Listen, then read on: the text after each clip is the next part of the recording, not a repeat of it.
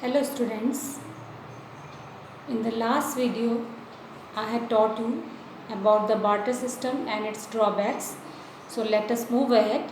Now the next topic I will explain is evolution of money and functions of money. Along with that I will also explain what is the meaning of money in economics. So let us begin with evolution of money. I will be splitting this explanation in two videos. So first I will explain what is money and how was it evolved. So the word money here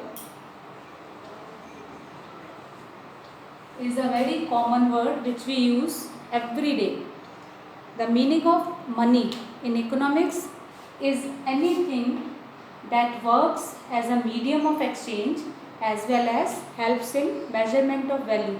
For example, if I say this commodity is money, for example, let us take it is a note, currency note, it should have the quality of measuring the value. It means I may be able to count how many different units of goods will be available for 1 unit of money. For example, we say 5 rupees will buy you a pen, 10 rupees will buy you a notebook, etc. So this is the measurement of value. Similarly, it helps in exchanging goods without any coincidence of wants. So it works as a medium of exchange. It means money is anything which works as a medium of exchange or helps you in measurement of value. So let us go to the topic evolution of money. Money was evolved because of different drawbacks of barter system, and initially the use of money was not as we find it today. Instead, people used different things and goods available.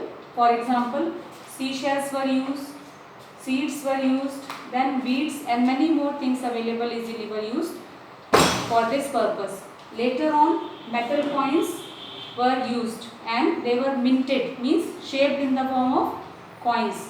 That is called the process of minting. Gold, silver and many more expensive metals were used.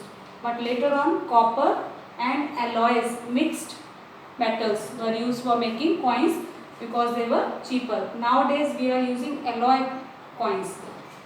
Then the concept of paper currency notes came into existence, and in modern times we have many more wider forms of currency such as plastic money, which includes credit card, debit card and some other forms of plastic money. The most modern concept is e-money. Online transactions or online payments are used for buying and selling goods. That is called online transactions. So there are various goods or things or forms of money through which the transformation has come into present form. So for this part, this is enough children. Let us go to the next topic in my next video. Thank you.